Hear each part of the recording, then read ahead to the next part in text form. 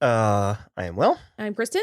And this is So I'm watching 9 Perfect Strangers on Hulu. Season 1, Episode 2. What was it called? The Critical Path. I'm still unsure what to make of this show. There's definitely something sketchy with Masha and her. Well, there's something people. we don't know. Yeah. And as of now, I'm inclined to be sketchy, but suspicious. I'm leaning less supernatural and more like Ponzi scheme. Yeah. You literally were like, I swear to God, if this is just a pyramid scheme, I'm gonna be so mad. And I am having a slightly hard time with the tone. I'm finding the funnier parts funnier than I'm finding the dramatic parts effective. Sure. I mean, some of them have worked for me, but it's like based on the actors only. Like the scene with Samara Weaving and Melissa McCarthy with Francis and Jessica. That was really nice. It was like a little funny. It also wasn't very dramatic, but I mean, they were they were talking about their issues or their crises, as Jessica put it. But I thought it was like a nice moment. It was like a really good acting character moment for the two of them. So far, I feel pretty good. I feel pretty 2 for 2 on my hookup scale, my hookup-o-meter. Who are you still thinking? I was thinking Melissa McCarthy and Bobby Cannavale. Right, okay. And I was thinking Luke Evans and the daughter. Zoe. Yeah, okay. They're still having material together. Yeah. I think. Yeah. And then Masha said something about, so Luke Evans, I'll get the names. Yeah, Lars. She said something about thinking he's like a plant or something. Yeah, but because they've swept his room twice now, but haven't found any like things. But he does have like a bag of stuff in the woods that he like left there that he keeps going back to. I think he's contacting the outside world. I think he's like a journalist or something because it feels like he's doing a story on this. That, or I was like, I mean, is Masha a gangster? We know she had a previous life. Yeah. We got glimpses into this. She was a ballerina. As all good Russian girls are. Statuesque Russian women. And she's getting threatening text messages. It just says, this is your last week on Earth. Yeah, I'm not 100% sure. I mean, she was telling Manny Jacinto that she was a terrible person and that he would have wanted to shoot her too if he knew her in her previous life. So the implication is that she's being honest with them and also they're in an unwitting throuple with her? I don't know. That was an unwilling because he and what's her name, Delilah, are like I guess together, but then he's very beholden to Masha. Delilah's not feeling it. Yeah. We had that.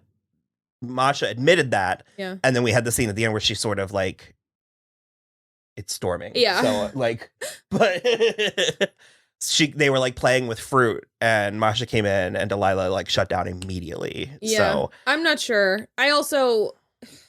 Heather just seems really fun at parties. Hold on. I need to turn this faucet off. It's dripping. Wow, is she unpleasant. The thing I'll say about this is that there is a wealth of interesting female characters on this show. So one of them's allowed to be so boring. But like, although I wish that it had come later and I wish that it had been more bombastic because she literally just was like, I want to like you again to Michael Shannon, to Napoleon. And I really was hoping that she finally would just be like, shut the fuck up, you're talking so much. And she didn't do that, and I was disappointed. Yeah, I don't know. He's still doing the most. Yeah. So we did get confirmation. I claim we were both right, but it was Zoe had a twin brother. Yeah. That committed suicide. Pretty sure he did suicide. Yeah. Did they confirm it?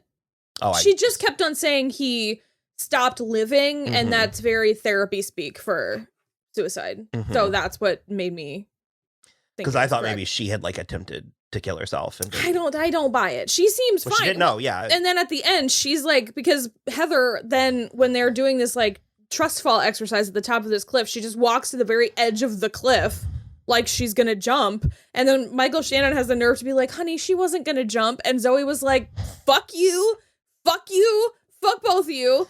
You're worried about me, and you guys are the ones that are totally ruined. Well, and as far as like the dramatic scenes go, that was one of the better dramatic scenes, but that was based on Delilah's performance. No, Grace. Or Zoe. No, yes. I mean, on the cliff. Oh, on the cliffside. Yes, correct. So Delilah asking her to like hold the hand and stuff. Yeah. And I thought that conversation about holding hands was very interesting. Yeah. Sometimes in shows, you know, we're living in a post, sometimes grief is love persevering. Yeah. And Loki threw its Yeah. hat in the ring with sometimes love is hate. And then they made fun of that. And sometimes you hear these sort of like, what are they called? Aphorisms. And some are more effective than others. But Delilah proposed that holding hands can be even more intimate than having sex. And for a second, I thought, let's think about this for a minute. I don't know that I'm going to go as far as to agree or unpack it a ton, but I had a thought where I was like, it is interesting because we are genetically engineered to have sex. Sure. I don't feel like we're genetically engineered to interlock To hands. hold hands, sure. For emotional or physical, Yeah. like. So Well, I thought it was very interesting. There's also no reproductive reason to kiss either. Well, they think it's a relic. They think it's an evolutionary side effect because it had to do with mothers would chew the children's food and it would give enzymes and stuff. That's fair. And also it was ways to like pass on information weirdly. I just always think of The Good Place now where he's like, I don't know why you mash your food holes together. It's gross. I am having a good time with Bobby Cannavale and Melissa McCarthy.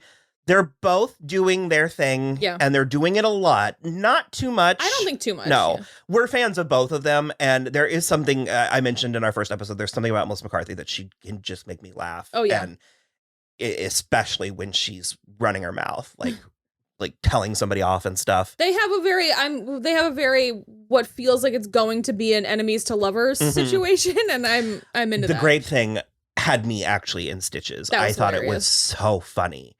And him trying to play it off. Like him trying to pretend that she just started choking. She confessed that she had been catfished. I really appreciate that. I can see how that because I mean you got that really clumsy line from the officer in the flashback about how like, well, women your age, this is it was very condescending. Yeah. Your age and like circumstance, I think he said. But I could see I think it's a thing. Yeah. I think it's a thing, and I think it would be humiliating for a lot of people, and I don't think it necessarily should be. I mean, and I liked the kind of button she put on it at the end where she was like, I don't know, I got 6 months of companionship, like I got 6 months of happiness. Is that not sort of worth it in some at a certain point regard in some way? And I kind of like that. I don't know. I don't know what's going on. Yeah. I don't know what's going on. Because it's like they volunteered. Like they signed up for this. But now they're sort of acting like they've been kidnapped. Okay, that is my biggest complaint, is literally every single one of them is like... really indignant. Really indignant about like, okay, well, now it's time for like your wellness hike or whatever. And they're like, I'm going to opt out. And it's like, just do the work. Like you're here, you're paying an extraordinary amount of money, except for Michael Shannon's family. I'm like, just do it. And, like, the only one who seems perfectly game is Regina Hall, Carmel. We haven't gotten much from her. She's pathetic. She's a mother that wants to lose weight, and she's really, really holding on. Yeah. Like, she's white-knuckling it. Yeah. I think Samara Weaving wants to be there as well. But again, I think she wants to be there for something else. She's like... She's in it for a different reason. Like, it's not like none of them are there for the correct reason. Well, I think she's looking for purpose. I mean, the implication is that she's an influencer. And so it's like, and she's finally understood that doesn't mean anything. And she's having trouble with her husband, Ben. Yeah. Who is still fine. He's kind of nothing. Yeah, he's kind of nothing, which is unfortunate. I think he could be more. Although he was the one who kind of called out Carmel, like, why do you want to lose weight? You're not fat. And she was like, I just would like to be thinner. And it's just kind of that thing where it's like, it's never gonna stop. You're always gonna be like, it's, like the Showgirls thing. Like, oh, okay, well, your nose looks nice, but now your ears stick out. And it's like, you're always gonna find something else.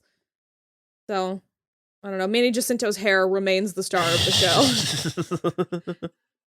So yeah, we're gonna watch the 3rd episode and see how. I think there's only 8, so You are correct. we'll see where this goes. Bye.